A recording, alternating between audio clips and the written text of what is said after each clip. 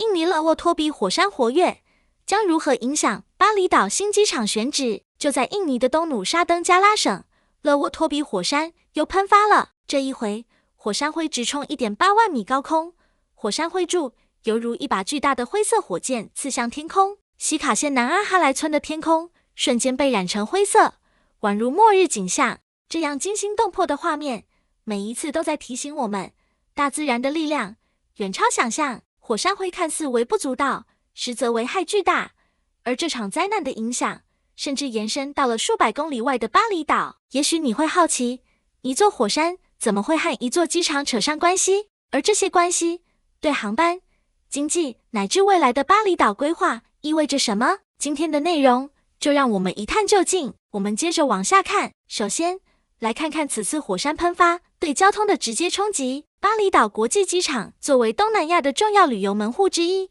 成为了第一波受害者。最新数据显示，火山喷发当天，巴厘岛国际机场已紧急取消了至少24趟航班。受影响的航线包括澳大利亚的悉尼、墨尔本、新加坡以及韩国首尔等多个国际大城市，甚至从勒沃托比火山所在区域出发的航线也几乎全面停摆。像弗洛勒斯岛的那名巴货航班被迫无限期取消。更严峻的是，虽然火山灰目前还没有直接进入巴厘岛的空域，但地质专家警告，东南风的季节性变化可能会增加扩散风险。如果火山持续高频率活动，那么这种停飞状态可能还只是个开始。勒沃托比火山今年已喷发超过400次，是印尼最活跃的火山之一。去年类似一场火山喷发事件，导致巴厘岛机场关闭了整整48小时，数百航班滞留。说到这里，我们还有更多值得深思的问题。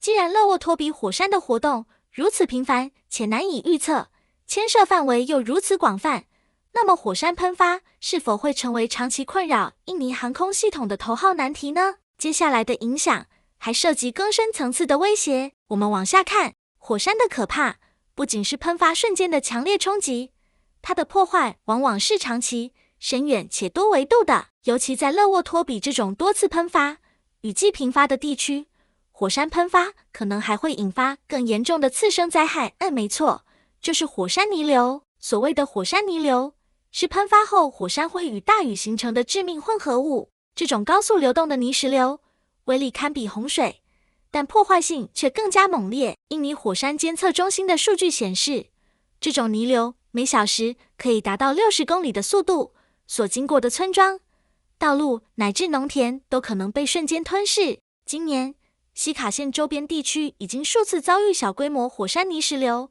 虽然财产损失还在可控范围，但专家担心，一旦出现大规模降雨，这种灾害可能直接瘫痪沿途的基础设施。而更加重要的是，印尼其他经济设施会皮也因此陷入停滞。一个备受争议的问题浮出水面，巴厘岛计划建设的新机场是否会因这些自然威胁而陷入更深的危机？我们继续往下看，谈到巴厘岛的新机场，背景就显得尤为重要。目前，南部的武拉赖国际机场已经远远超负荷运转。疫情前，这座机场每年接待的旅客已超过2400万人，远超设计容量。而为了解决交通及经济发展失衡的问题，印尼政府决定建造一座全新国际机场，选址放在北部的布勒区域。听起来很美好，对吧？但实际上，这座机场的开工仍处于停滞状态。资金、选址安全性，尤其是自然灾害风险的争议，都是重要原因。首先，布勒比南部更加靠近勒沃托比火山的影响风向。一名地质专家表示，一旦火山大爆发，火山灰可能直接覆盖该区域。而更糟糕的是，如果火山泥流爆发，甚至发生沉降性灾害，机场跑道是否会变成天然的灌水沟渠？换句话说，与其说这是一个机场选址的问题，不如说是一次巨大的经济豪赌。那么，到底是压住经济效益，还是妥协于自然风险？这个问题至今悬而未决。我们来看看结论。无论是勒沃托比火山的活跃喷发，还是巴厘岛新机场的宏伟计划，背后都突出了一个核心问题：我们的基础设施规划真的能够承受自然威胁吗？科学家们提出解决方案，比如加大研究火山活动规律，升级机场建设的抗灾能力。